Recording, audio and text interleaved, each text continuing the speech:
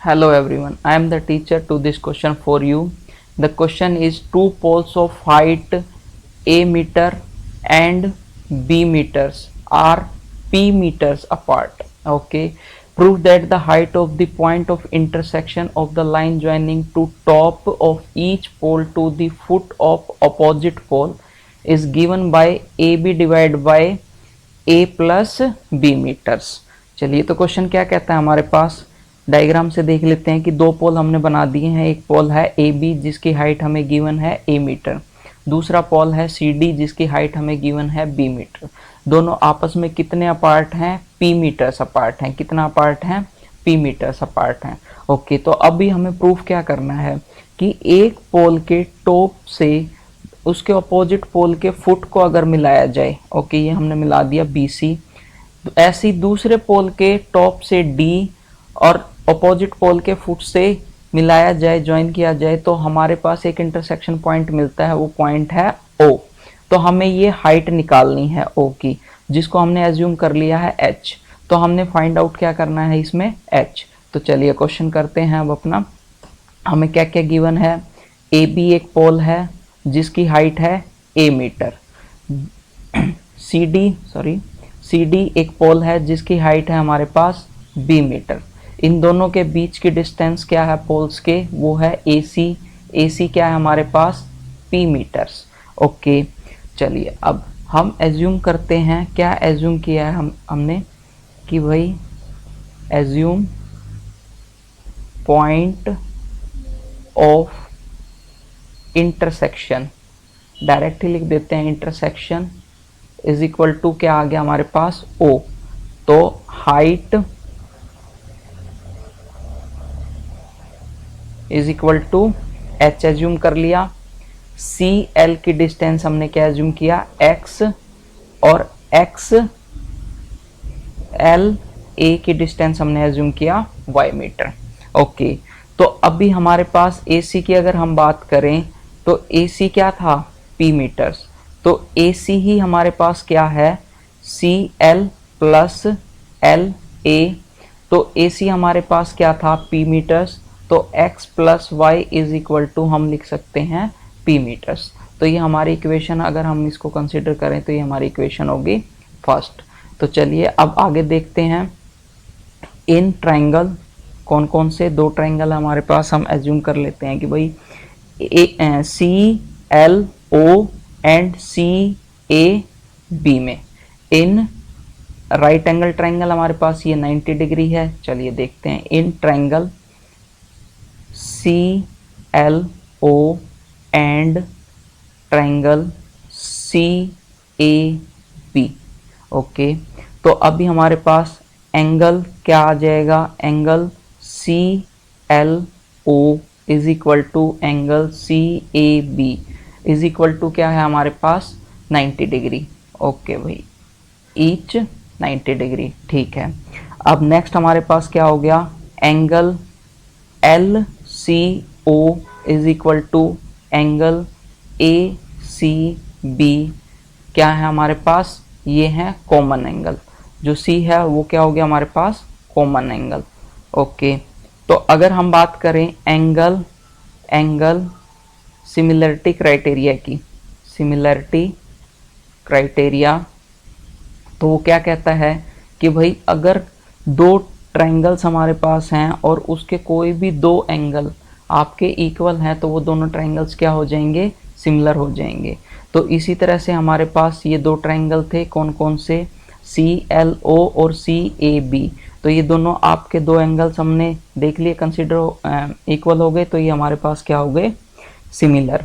तो triangle C L O is equal to similar to triangle C A B. ठीक है बच्चों, तो ये हमारे पास आ गया। अब अगर हम बात करें इसमें प्रॉपर्टी लगा देते हैं। सिमिलरिटी की क्या प्रॉपर्टी होती है कि भाई सी एल डिवाइड बाय इनकी जो साइड्स का रेशियो होता है वो क्या होता है? Equal. C L divide by हम बात करते हैं सी ए की, इज इक्वल टू क्या हो जाएगा? अब हमारे पास सी एल डिवाइड बाय क्या हो गया? C A is equal to L O divide by हमारे पास क्या हो जाएगा? A B. तो इन सब की वैल्यू हमें पता है, तो वैल्यू पुट करते हैं। सी एल की वैल्यू क्या है हमारे पास x divide by C A की वैल्यू क्या है हमारे पास p is equal to L O की वैल्यू क्या है h, और यहाँ पर हमारी ए बी की वैल्यू क्या है a। तो हमने यहाँ से x की वैल्यू फाइंड आउट कर ली। x की वैल्यू क्या आ गई एच पी डिवाइड बाय ए। तो ये हमारी इक्वेशन क्या आ गई, यहाँ पर हम इसको कंसिडर कर लेते हैं 2। ओके, तो अब हम बात करते हैं ट्रायंगल। अब इस तरफ वालों की बात कर लेते हैं। इन ट्रायंगल कौन कौन से की बात कर रहे हैं हम, A L O and triangle A C D. इसी तरह से हम करते हैं इसमें भी क्या कि angle A L O is equal to angle A C D is equal to क्या आ गया 90 डिग्री। ओके, अगर हम बात करें अब एंगल सी की, अब इसमें वहां पर सी था, लेकिन अगर हम इसकी बात करें तो ये हमारे पास ए एंगल कॉमन होगा इन दोनों में। ठीक है, इस वाले ट्रायंगल में और ए डी सी ट्रायंगल इसकी बात कर रहे थे हम। ठीक, तो इसके अंदर हमारे पास कौन सा एंगल हो गया ए, ये क्या हो गया कॉमन। तो हम क्या लिख सकते हैं angle A is equal to angle A, ये क्या है हमारे पास कॉमन।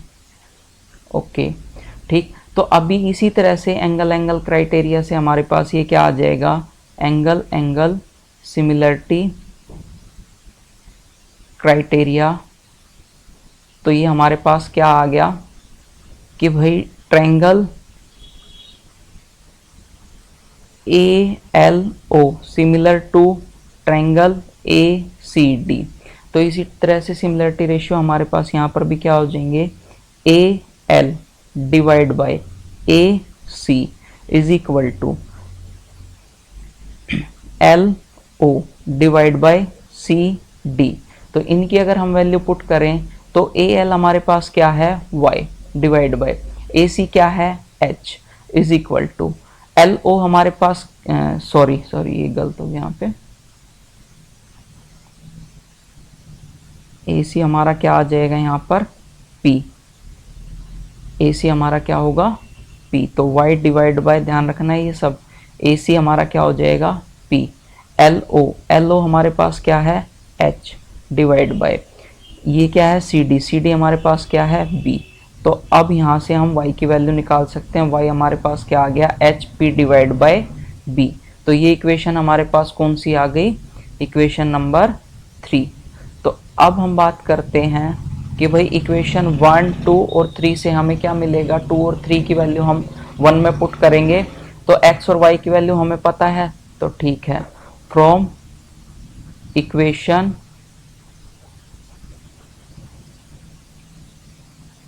1 2 एंड 3 वी गेट क्या मिलेगा हमें, x की वैल्यू हमने पुट की तो क्या आ गई H P divide by A, plus y की वैल्यू हमने पुट की H P divide by B is equal to ये क्या हो गया p।